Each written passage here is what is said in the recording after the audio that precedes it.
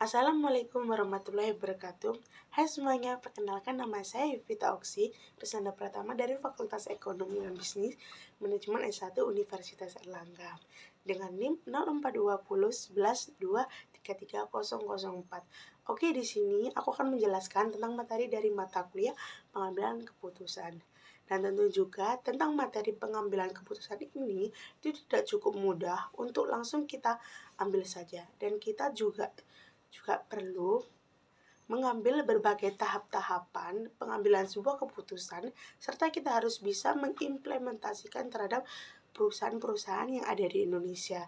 Yuk, tunggu apa lagi, kita simak video. Pengambilan keputusan terhadap perusahaan PT Unilever Indonesia. Apa itu ya pengambilan keputusan?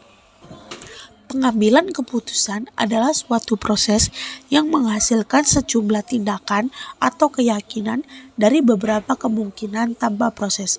Pengambilan keputusan mungkin sulit bagi perorangan dan terlebih lagi dalam sebuah tim.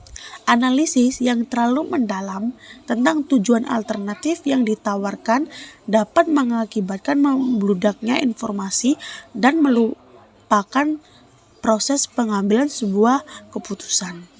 Dan selanjutnya ada hal-hal yang perlu juga diperhatikan dalam mengambil sebuah keputusan. Yang pertama, dalam proses pengambilan keputusan tidak terjadi secara kebetulan. Yang kedua, pengambilan keputusan dilakukan secara sistematik, yaitu tersedianya sumber-sumber untuk melaksanakan keputusan yang akan diambil, kualifikasinya tenaga kerja yang tersedia, falsafah yang dianut organisasi, situasi lingkungan internal dan eksternal yang akan mempengaruhi administrasi dan manajemen di dalam organisasi. Yang ketiga, masalah harus diketahui dengan jelas. Yang keempat, pemecah masalah harus didasarkan pada fakta-fakta yang terkumpul dengan sistematis. Yang terakhir, kelima, keputusan yang baik adalah keputusan yang telah dipilih dari berbagai alternatif yang telah dianalisis secara matang. Seperti yang sudah disampaikan sebelumnya, apa saja sih tahap-tahapan dalam pengambilan keputusan itu? Dalam pengambilan keputusan ada 8 tahap-tahapan dalam pengambilan keputusan, yaitu yang pertama, identifikasi masalah, kedua, identifikasi kriteria putusan, yang ketiga, alokasi bobot, keempat, mengembangkan alternatif, kelima, analisis alternatif, yang keenam, memilih alternatif. Selanjutnya di sini ada implementasi alternatif, yang terakhir, evaluasi sebuah keputusan. Contoh implementasi proses pengambilan keputusan pada suatu perusahaan. Di sini saya mencoba untuk menganalisis tahapan pengambilan keputusan pada kasus PT Unilever Indonesia, lantas bagaimana tahapan pengambilan keputusannya. Berikutnya penjelasan terkait company profile dari PT Unilever Indonesia Tbk.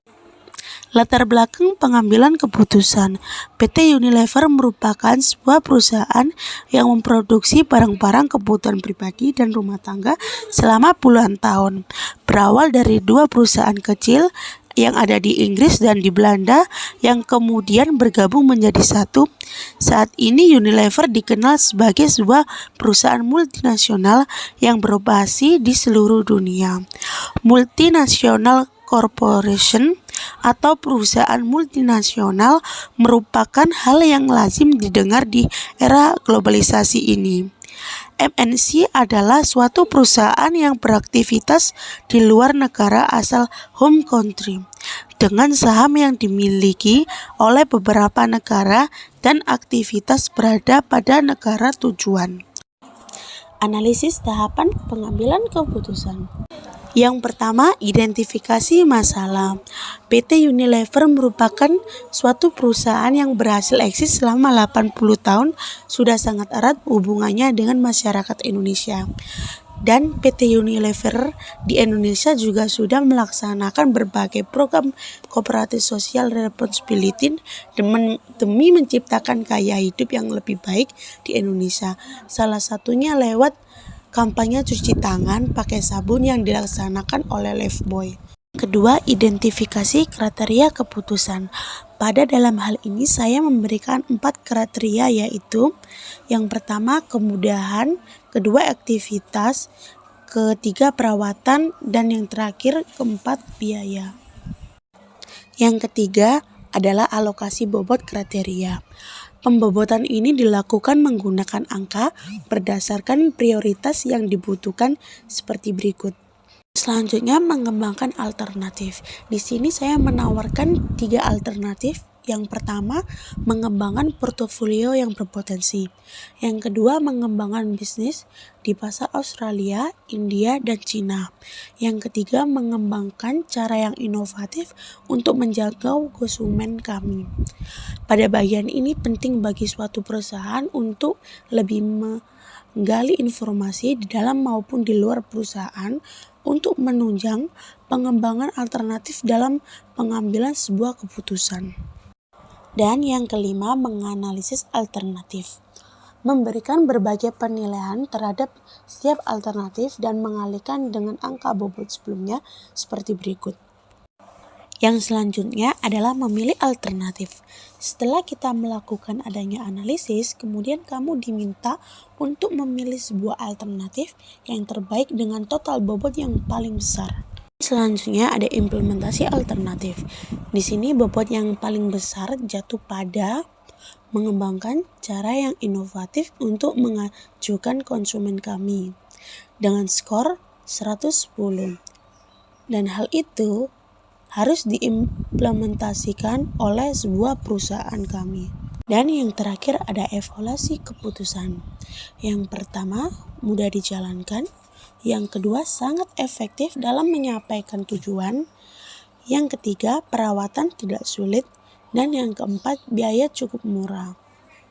Dan berbagi melalui serangkaian tahapan-tahapan pengambilan keputusan tersebut, maka pengambilan keputusan sudah tepat dan sesuai kebutuhan dalam perusahaan tersebut.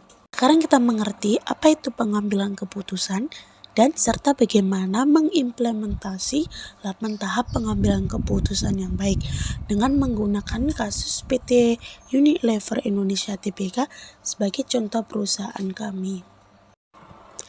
Semoga dari video ini teman-teman bisa mengetahui tentang adanya proses pengambilan keputusan dan semoga penjelasan video saya semoga bermanfaat. Sekian dan terima kasih.